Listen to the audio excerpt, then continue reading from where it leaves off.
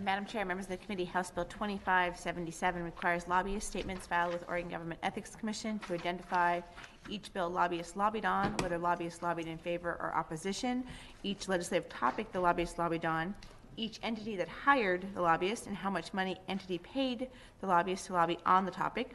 It requires the Oregon Government Ethics Commission to make additional information available in a searchable online format. It expands the definition of lobbyist to include person who holds position with public body or private entity and whose job responsibilities include lobbying. Requires lobbyists to register and file a statement with the Oregon Government Ethics Commission within 3 days of meeting any registration requirements. This measure comes to you. We do not have the revenue or fiscal statement quite yet. Representative Rayfield. Good afternoon. My name is Dan Rayfield, State Representative from House District 16. Good to see you all here today. This bill, its originations came from the pursuit of kind of true transparency on how bills are influenced and passed within this building. It also answers the question about how you unite an entire group of lobbyists against one single bill, where you have the ACLU, OEA, and AOI hand in hand walking together. It is a feel-good bill, at least for one side of the equation. What I wanted to do is talk to you a little bit about the vision and background behind this bill. In the campaign side of the world, we have a lot of transparency in terms of what helps us elect officials, all the transparency on the campaign contributions coming in, and so we know exactly who is influencing the folks that get to this building. But once you get inside this building, we don't have a lot of information on what is actually influencing the decision-making process inside this building, and that's what this bill is really about. And so what I want you guys to imagine is, on one hand, if you went to the website, which you saw a little bit earlier, and you typed in House Bill 1005, it comes up on the left-hand side. You would see all the people supporting the bill. On the right hand, you'd see all the people opposing the bill. You might have people that are monitoring the bill or seeking amendments. You could then click on the individual or the entity that is hiring that individual and find out exactly how much they're paying into the state to actually influence the policy. And as you saw earlier, we actually already have clients report what they're paying their lobbyists on activity. And so that's something to kind of take into account. We already have most of this. Really what this bill is aimed at is focusing on requiring lobbyists to talk about what they're supporting and opposing. And so what we want to do is, Ryan Beaston in my office is here. He has kind of studied all of the other states that actually have these laws, and we want to run you through what the other states do. Before I do that, I want to give you a real visual in terms of what this could look like.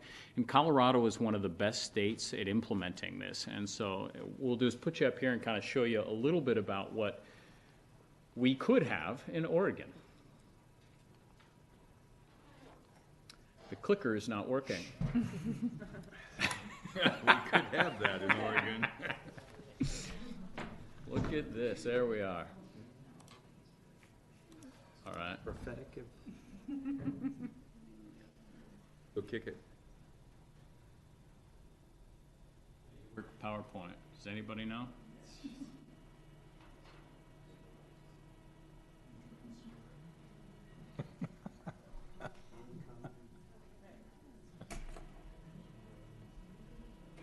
Oh, the suspense is amazing in the House Rules Committee this afternoon. Feel the tension in the lobby.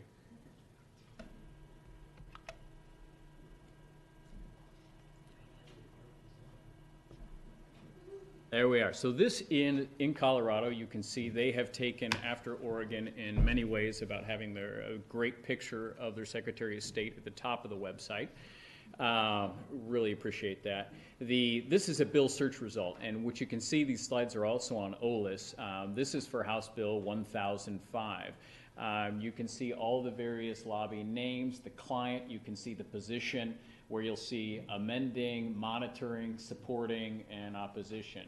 Obviously, all of those are hyperlinks within that where you can click on the lobby or the actual client name.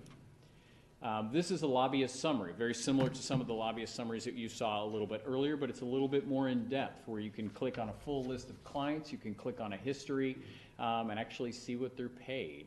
So we'll click to the next one. This is a monthly report. This is where you'll see the income of this lobbyist month by month. You can actually even click in, this is a report in mid-year, you can actually click into one of the months and you'll get this. A detailed reporting of every client and how much that client has paid to the lobbyist. And I think one of the fun things, this individual, because it is public record, the Mobile Home Parks Owners Association of Colorado got $6,000 this month. The Rayfield Water and Sanitation District paid this lobbyist $2,500 a month. And it goes on and on. I mean, you can find lots of different things like this. Then you have, this is what a cumulative disclosure statement for a specific year, which actually shows all the monies paid towards lobbying. And then you have your lobbyist client list. And again, you can kind of click through these entities as well. So this is the type of vision that we can have in Oregon as we work together. And so Ryan is going to talk to you a little bit about what the existing laws kind of reinforce what the Ethics Commission already talked about, and then dig into what are the various laws in each of the states. And what you'll see is what we're actually going to talk about today in terms of Oregon is a little less stringent than Colorado. Thank you, Chair Williamson and members of the committee. My name is Ryan Beaston, and I'm Representative Rayfield's Legislative Director. So as Representative Rayfield said, I'm going to discuss the requirements that are currently in effect in Oregon and then go through the other states and what they have as reporting requirements. So currently in Oregon, they're required to file quarterly reports, and lobbyists as well as their employers are required to file reports. In the lobbyist reports, they're required to file the total amount of money spent by them for the purpose of lobbying. This is then itemized further by food, refreshments, and entertainment, printing, postage and telephone, advertising and PR, and education and research. They also must include, for expenditures that are more than $50 on one occasion, the name of the official, the date, the name of the payee, purpose, and amount of expenditure. Their employers, as you saw during the earlier presentation, must report the total amount of money spent for lobbying activities. This excludes living and travel expenses. And similarly to lobbyists, however, for each expenditure more than $25 on more than one occasion, the employer must report the name of the official, the date, the name of the payee, purpose, and amount of expenditure. This does not include the expenses that the lobbyists reported on their reports. So we identified 6 states that have relatively comprehensive reporting requirements. Comprehensive to us included the reporting requirement that they discuss either bills, legislation, or other government processes that they attempted to influence. So Colorado, Idaho, Massachusetts, New Jersey, Rhode Island, and South Carolina are the states that I'll focus on. So the first question is, who has to report? In Colorado, they require professional lobbyists, lobbying firms, state officials, and state employees who are engaged in lobbying to report. Idaho, they require just lobbyists to report. In Massachusetts, they require the executive and legislative agents, their employers, as well as groups that don't employ lobbyists but spend more than $250 per year lobbying. New Jersey, they require government affairs agents who receive or spend more than $2,500 a year to lobby, and also lobbyists, which in New Jersey means lobbyists, employer or principal lobbyist. Rhode Island similarly requires lobbyists, principals, and persons who engage in lobbyists. Question? Sure. How is lobbying defined in each of these states? Is it a similar definition to Oregon? Are you getting to that? Okay, never mind. And then South Carolina finally requires similarly lobbyists, principals, and state agencies. The next question is, how often are lobbyists required to report? As we know, in Oregon, they're required to report quarterly. Some states, as you can see, have monthly, quarterly, and all the way up to biannually or annually. In the states that require monthly reporting, there's typically a 15-day window to file the report. So if you're filing this month's report, it would be due by March 15th. Annual or biannual reports typically have a little bit longer given the more in-depth reporting requirements, and they typically have about a month to finish that report. So in Colorado, as I said earlier, professional lobbyists and state agencies must report. Professional lobbyists must report the source and amount of all income from lobbying, expenditures made for gifts or entertainment, as well as the name of the public official. payments that are made for mass communication in which a lobbyist or their employer calls to be published, and that is relating to lobbying. The nature and specifics of the legislation, which includes the bill number and position on the bill. It also applies to standards, rules, or rates that the lobbyist is attempting to influence. As Representative Rayfield said earlier, the positions on the bill in Colorado are supporting, opposing, amending, or monitoring. State agencies in Colorado are required to report the amount of each expenditure of public funds that are used for lobbying, the legislation that's being lobbied on, and finally, they must estimate the time spent on lobbying or the preparation for lobbying by any state official or employee. Moving on to Idaho, lobbyists in Idaho similarly must report the total expenditures that they made or caused their employee to make. This does not include direct payments made to the lobbyists, so they don't have to report their actual salary. They also must report the name of the public official who received an expenditure greater than $100 and include the date, payee, purpose, and amount of expenditure. They also must report expenditures that benefited the members of the public official's household if this exceeds $100, $110.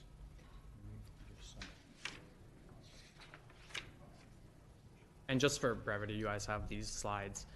We'll just fast forward and get to the points that discuss the up or down or positions on legislation or rules. So here you can see in Idaho, they are required to report the subject matter of the proposed legislation and then the number of each bill, resolution, or memorial. And then they also must report if they attempt to influence rules, rate making, procurement, contract bid, financial services, or bonding. And finally, for appropriation bills that they support, they must enumerate the specific section or sections that they supported or opposed. In Massachusetts, similarly, executive and legislative agents must report. Unique to Massachusetts is that they must report campaign contributions on their lobbying forms in addition to the expenditures that are made for lobbying. These are more specifics about the types of itemization that is made. And finally, they must list all of the bill numbers of legislation that they acted to influence if the bill number was specifically referenced in the meeting. And this is more expenditures that employers must report in Massachusetts. New Jersey, they require quarterly reports. On the quarterly reports, they require a description of the legislation or the category or type of legislation, regulation, or governmental process that they lobbied or attempted to influence. On the annual report is where they get into the expenditures similar to the other states that they require. And unique to New Jersey is that they require public officials or lobbyists to state whether they serve on any local or state commissions or boards, and then also list the date that the term expires.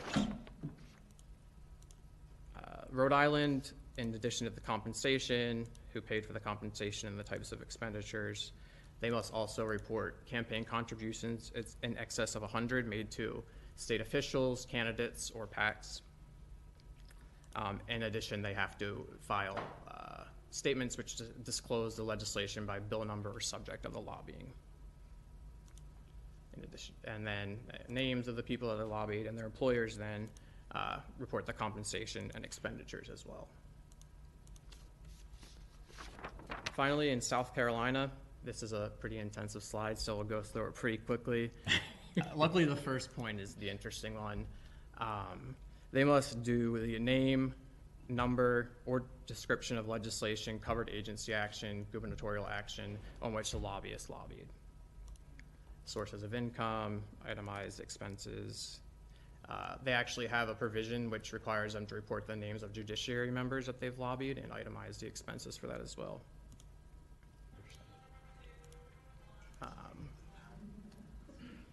So the principals also then report, similar as the other states, the expenses that they're making for judiciary as well.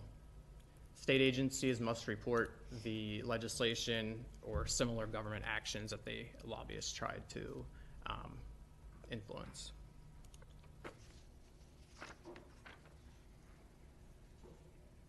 So this gets to Chair Williamson's question: what acts require duty to report? This is sort of gets to each state's unique definition of what lobbying is. There's a pretty dense definition for each, but just to highlight sort of the uniqueness, in Colorado, any attempt to influence the drafting, introduction, sponsorship, consideration, debate, amendment, passage, defeat, approval, or veto, those are all considered lobbying, as well as the preparation of an initial fiscal statement, convening of a special session, or specifying what business will be discussed at the special session, and then as well as drafting, consideration, amending, adopting, or defeating any rule, standard, or rate that the agency may be making. Idaho has a fairly straightforward definition which discusses attempts to influence the approval, modification, rejection, or to also develop or maintain relationships or promote goodwill with members of the legislative or executive branch. Further, they also extend these to attempts to influence rulemaking decisions, rate-making, procurement, financial services, and other things like that. Massachusetts has a very similar definition to the former. However, it also includes influencing the governor's approval or veto of legislation. New Jersey's pretty similar in the sense that they require these attempts to influence legislation, regulations, or governmental processes as well. Unique to New Jersey is that actually they consider communication with the general public to be lobbying, in that it's grassroots lobbying. Rhode Island, similar definitions as the previous: promoting, opposing, amending, or influence any action or inaction by any member of the executive or legislative branch. And finally, South Carolina, promoting, opposing through direct communication, trying to influence introduction or enactment of legislation, gubernatorial actions, agency actions, or also the consideration of the election or appointment of an individual to public office. So this is what our bill, kind of going through who has to report. And so we put that in here. It's basically lobbyists and lobbyist employers, basically what's already going on. How often do they have to report? Instead of doing monthly like a lot of these other states do, we would be doing quarterly. So we wouldn't be changing reporting requirements. Although I have to say, after talking with a lot of lobbyists in other states, there is actually some real serious arguments to reporting monthly. And you can imagine this from a legislative perspective. You file your bills in January. By the end of February, you get to see where absolutely every lobbyist is if they're taking a stance on your bill, which is helpful in terms of, you know, quite frankly, lobbyists speak highly of that in the other states, and also legislators do like that. Then we have, what do they have to report? So in this bill, basically each bill lobbied on, and whether they lobbied in favor, in opposition, or sought amendments to the legislation. They'd have to talk about each legislative topic that was not a bill that they lobbied on, and each person or entity that hired a lobbyist, and the amount person or entity paid that lobbyist. And then this gets back to, again, what Chair Williamson's initial thing is, how do we define lobbying? And you'll kind of see in the bill what we call engaged in lobbying activities, and the definition is influencing or attempting to influence legislative action through oral or written communication with legislative officials, solicitation of executive officials or other persons to influence or attempt to influence legislative action, or attempting to obtain the goodwill of legislative officials. And so that is House Bill 2577. What I would say is we've been working with the Capitol Club for quite some time. They've been interested in having conversations with us.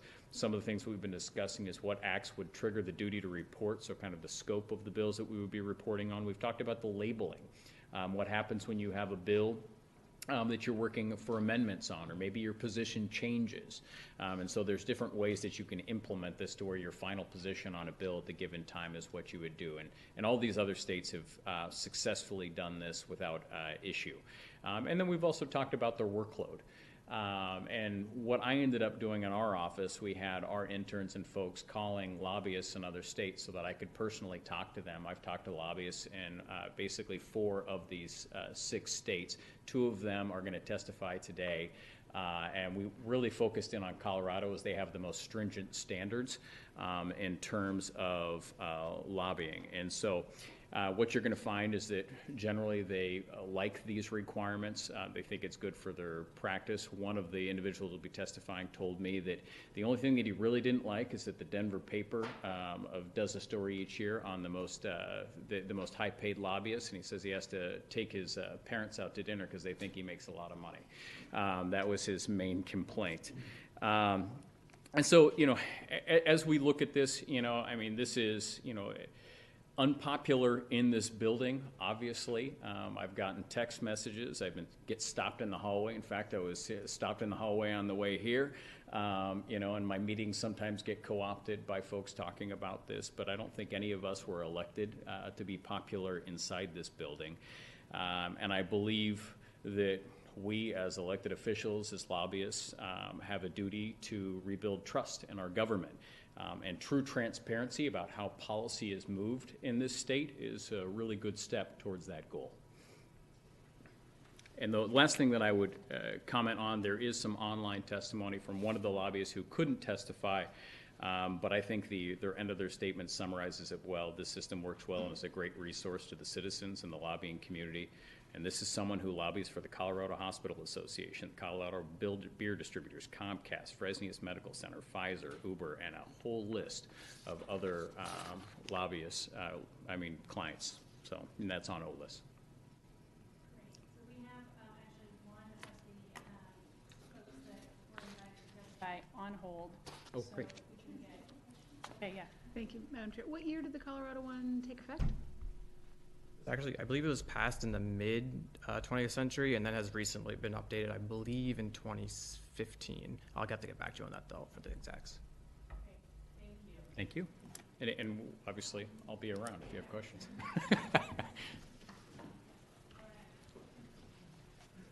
Hi, Michael, are you on? Yes. Can hear us? This is Jennifer Williamson. I am the chair of the House Rules Committee, and we're ready. The committee's here. We can hear you. If you want to state your name for the record and give your testimony, that would be great.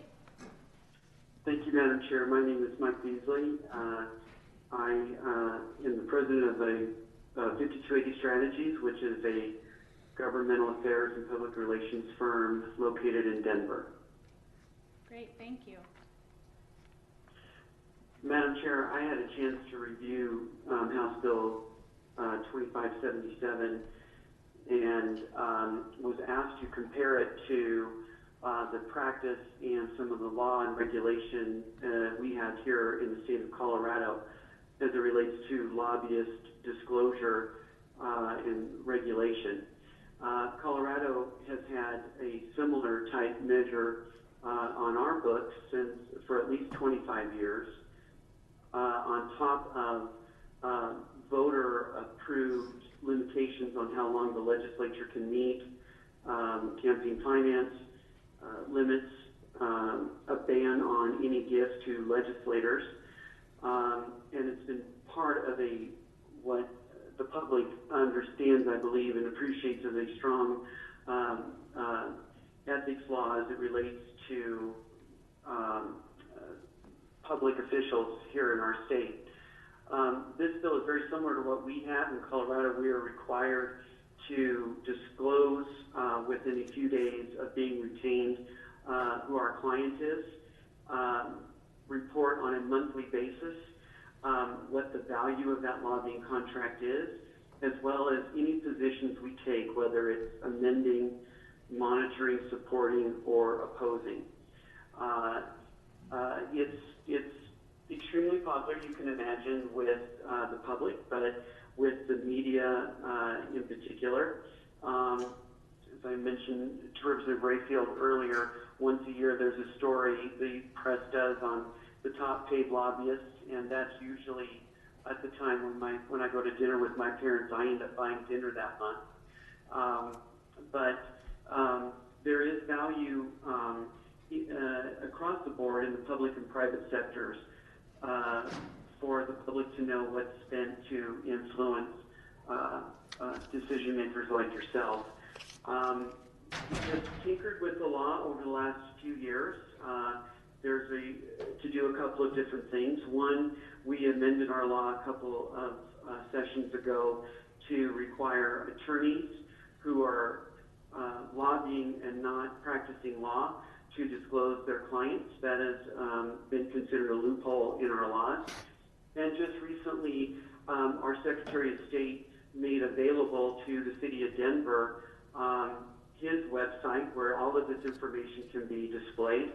A link between Denver's local government registered lobbyists to his page, again, to allow the public to see how it works. For us, with a firm of close to 30 clients involved in both the public and private sectors, it's been a valuable tool to help keep the public and others interested in what we're up to. And I would be happy to answer any questions. Questions? Yeah, Representative Rayfield. Mr. Beasley, thanks for being here today. You might just talk about, how many clients you have and how many bills you have and kind of what the, how that workload is for you when you're inputting this into the system. Thank you, Madam Chair and members of the committee. In Colorado, on any given legislative session, we're limited to 120 days. We see somewhere between 600 and 1,000 bills during that 120-day period. For someone like me, with the client base that we have, as I described earlier, we are actively involved with amending, monitoring, supporting or opposing somewhere between 250 and 300 bills per session. And for those of you, an extension of that thought, those of you, if you go to colorado.gov or go directly to the Secretary of State's website, you can see a very specific lobbyist section that is searchable by client, by lobbyists. You can and you can produce reports from that. We run on a fiscal year of July 1 through June 30th, and we are required in the July period to re-register as lobbyists. The fee for that and to maintain the electronic website of the Secretary of State, the fee is $40 per year. Excellent, thank you. Additional questions? Just one follow-up. Representative Rayfield. And just one last follow-up, Mr. Beasley. Has this been a bipartisan or a partisan issue in Colorado? We have had, in the last 25 years, we've had, with the exception of 2 years, Republican secretaries of state, and the legislature in the last 10 years divided in both parties, but mostly Republican. It has been very bipartisan. There have been working groups convened by every Secretary of State that I've worked with over the last 20 years that will pull together working groups of lobbyists and legislators from both political parties or across the political spectrum to assist in rulemaking. In the bill that I just referenced from a couple of sessions ago, the approach has been bipartisan. Every Secretary of State that has run the website has been very open to making sure that the technology is not only user-friendly, but also makes it easy to do the reporting, so it's not an extra burden on the folks that are actually doing the reporting, which is, all been very beneficial and extremely helpful for all of us. Excellent, thank you. Any further questions? Thank you, Mr. Beasley, for joining us. Thank you, Madam Chair. It was an honor. Wish you good luck. Thanks, take care. All right, now, because we're in an old hearing room, we have to physically dial. We can't have the next person on hold down here, so.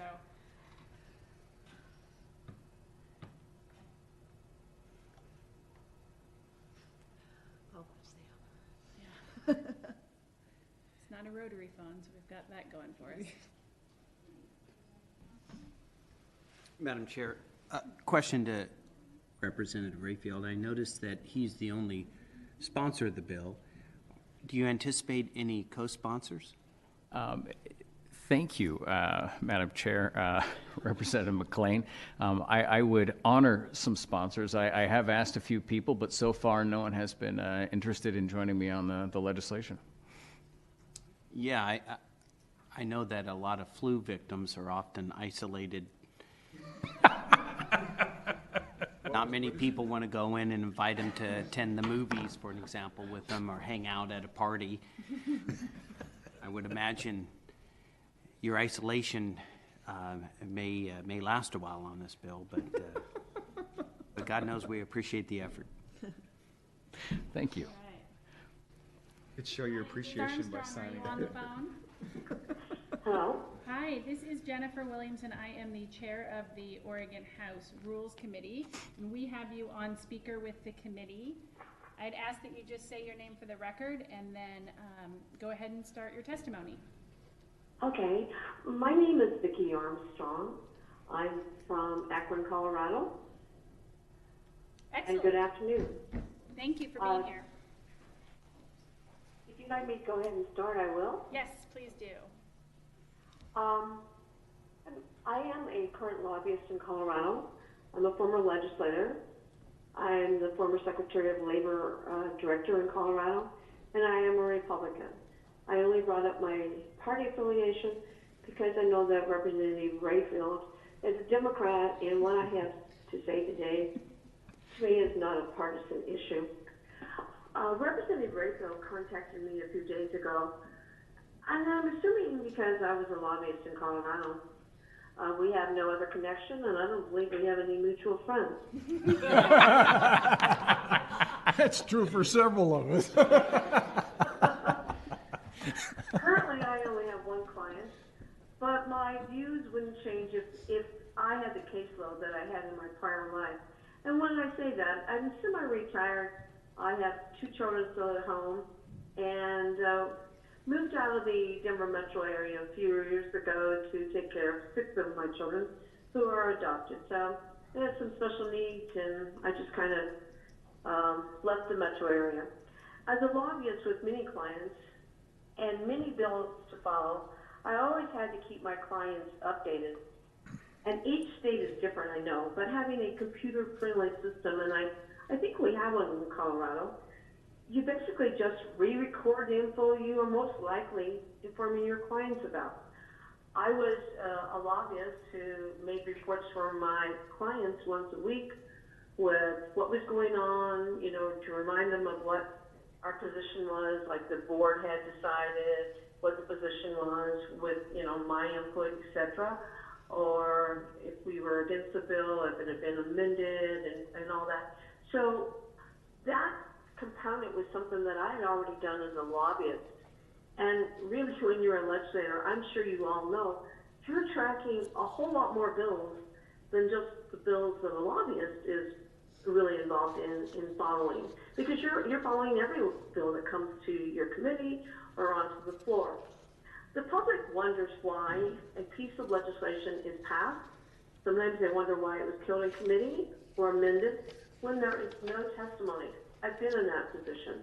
I've been in a committee where it's just completely quiet. No one really has anything to say, and yet the bill may be amended, it may be killed, and you're sitting there going, I wonder what's going on. Well, I can tell you, as somebody that's been around that system for a while, I know the hall or the hallways of the Capitol are usually when a lot of work's been done by lobbyists. And sometimes the lobbyists will come into committee and testify and tell you who they're representing, but much of the work is done in that hallway. They talk to you, they may give you a write-up on a piece of paper, but the public does not know why that bill was killed or amended or passed. They have no idea because they don't see anybody testifying. So I think it's real important that the public has an idea of why there is certain action taken on a bill. If you or your client, and I feel this strongly, and I feel this whether I was a Democrat or a Republican, if you or your client do not want to disclose their position on an issue, they should not be involved in the process. It's just, to me, that's just really clear. In Colorado, we have a system where we report monthly. I know the bill you have in Oregon is quarterly, report monthly. Once we get the bills in the system that we're basically following or adding to, it really is not a hard method to do. We just go in once a month. The client's already in there. The bills that we put in before are already still there. And if you've got any updates, you put them in. And if you don't, you put in the amount of money you made that month, and you say submit. And it really is an easy system. And I think if you have somebody working with you to make sure that it's a friendly, easy system to use, you'll find that. And if you have any questions for me, I'd be glad to answer them. Yeah, we've got a few here. Representative Kennemer. Thank you. Thank you for your testimony. I appreciate it. I guess I have a question. I'm wondering, what do you think, or what is the amount of what would you estimate to be the amount of time that this would take for an average lobbyist? I'm going to tell you, like in Colorado, I think Yeah. I saw where you guys actually have bills submitted in December, but I can tell you the first month, it takes a little longer. Mm-hmm. You're putting in as the bills come along. We start ours in January, and so January or February time frame takes a little longer because you have to input, the bill numbers and that type of thing. Lots of times you don't have to put in new clients because people hold them over. So it just depends on your situation. If you are a new lobbyist and you've got new clients, it's going to take you a little longer. If you're a lobbyist that's had the same clients, all you have to do is really go in and put their the number of the bills that you're following. And for anybody in an active session, the bills, at least in Colorado, can be considered late bills and come in later. You'll have to, for the next month, go in and update that bill. But, this last month, and I'm honest with you, I only have one client now, it probably took me 3 or 4 minutes. And if I was doing what my former load was, it would have depended on whether or not we had amendments or if the bill had died or whatever, because, you go in and you enter that type of information, but I wouldn't have guessed more than 15 minutes. The first month or two, maybe 30, maybe 45, but I have to tell you, I was one of those lobbyists that always had a report each week for whoever I was representing. And so I would have just had to re-enter that information into that database. So in my opinion, it's not that difficult to do. Now, some people may find that it is, but I'm not the best computer person in the world, but I don't find it, at least in Colorado, to be of a problem. To me, it's just something that's expected of me in my job. Thank you. Thank you. Additional questions? Representative McLean. Thank you. I appreciate your testimony today. Has the database ever been used in a campaign in Colorado? I couldn't answer that, but I will tell you, if I wasn't comfortable, I'm trying to think of how it would be used in a campaign. Well, I could give you quite a few examples of how I would use it in a campaign. For an example, let's say a moderate Democrat votes no on a bill, and Tea Party of Colorado lobbied for no on the bill, never talked to the Democrat, but in a primary against a very liberal Democrat, the hit piece says, lobbied by the Tea Party to vote no, voted no with the Tea Party, even though there's no affiliation. We saw that here in the general election, where someone had no affiliation with the Oregon Tea Party, and yet you'd think they were a member based upon the volume of ads they were used to hit this person. So I'd be kind of curious in Colorado if you've ever seen ads that point to that database and connect it to somehow someone's vote. No, I haven't ever seen any. I'm not telling you there couldn't have been, but I didn't see them. But I will tell you that I think almost anybody can make up anything to say about anybody today, whether it's true or not. All you have to have There could be agreement. party member saying, you know, I talked to him or I wrote him and that's why he did what he did, something. So I think you really can write anything almost any day about any one of you folks or what I used to be. And it's gotten to be kind of a crazy world that way, but I've never seen it used that way. I guess I could imagine somebody saying, oh, well,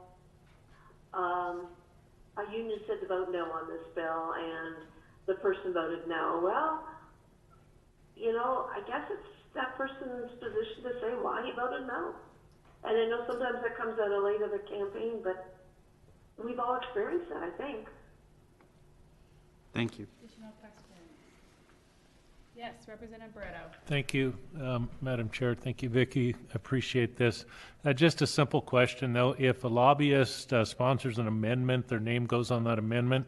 In Colorado, if a legislator sponsors an amendment, does their name also go on to that amendment? Well, that amendment has, I think I've got your question, but an amendment in Colorado has to be offered by a committee, a legislator, a member of that committee or the, you know, or the floor. And so basically the, whatever group that might have said, you know, this is an amendment we'd like for you to consider, excuse me, in the paperwork, it would show that, or in the reporting actually of the committee hearing, it would say that ABC group asked the committee to consider this amendment. But it would be offered by a member of the committee, and their name would be the only one on it. Okay, thank you. Excellent. Additional questions? Well, thank you, Ms. Armstrong.